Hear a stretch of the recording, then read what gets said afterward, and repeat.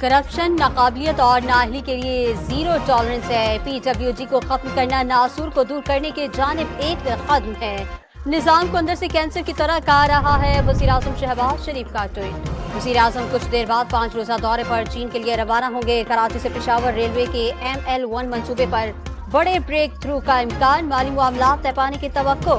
منصوبے کے تحت ریلوے ٹریک کو اپ گریڈ کرنے کے لیے چین 5 ارب 70 کروڑ ڈالر اور پاکستان 1 ارب ڈالر کے فنڈز فراہم کرے گا۔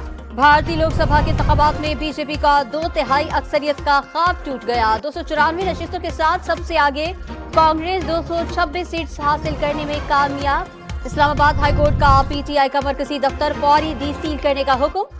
CDA کے خلاف PTI کی درخواست عدالت نے منظور کر لی۔ بانی PTI کے خلاف قانونی کارروائی کا فیصلہ پاکستانی عدالتوں کو کرنا ہے۔ بانی PTI سے متعلق سوالات کا کئی بار جواب دے چکے۔ مختلف ممالک سے متعلق فیصلے کے لیے مناسب حالات سیاق و سباق کو مد نظر رکھتے ہیں۔ ترجمان امریکی محکمہ خارجہ میتھیو ملر کی پریس کانفرنس۔ عدلیہ مخالف بیان پر MQM رہنما کے مصطفیٰ کمال نے غیر مشروط معافی مانگ لی۔ سپریم کورٹ کراچی رجسٹری میں بیان حلفی جمع کرا دیا۔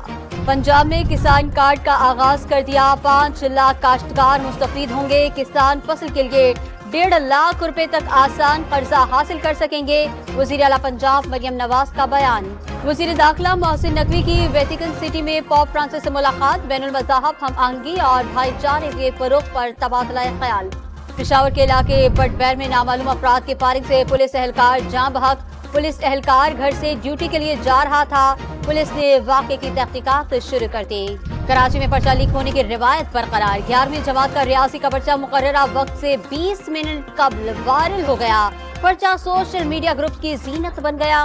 اور T20 ورلڈ کپ میں افغانستان نے یوگینڈا کو بآسانی شکست دے دی۔ افغانستان نے 183 رنز اسکور کیے۔ جواب میں یوگینڈا کی ٹیم 58 رنوں پر ڈھیر ہو گئی۔